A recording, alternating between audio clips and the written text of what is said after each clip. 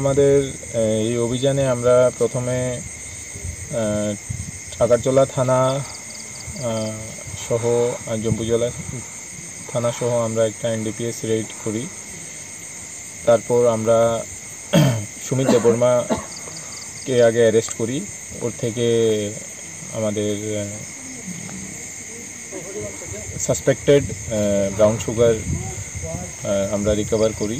তারপর ওর সোর্স থেকে আমরা জানতে পেরেছি যে সে এখানে অফিসটিলা নমোপাড়াতে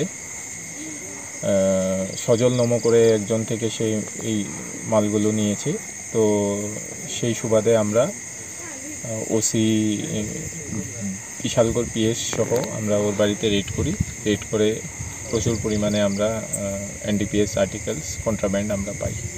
সজল নম্বর বাড়ি থেকে স্যার কী কী উদ্ধার হয়েছে এনডিপিএস আইটেমে সজল নম্বর বাড়ির থেকে নিয়ার অ্যাবাউট আমরা পেয়েছি 450 বোতলের মতন বা 440 বোতলের মতন। আমরা এক্স্যাক্টলি আমার নাই, তো এটা ওসি বিশালগড় বলতে পারবে।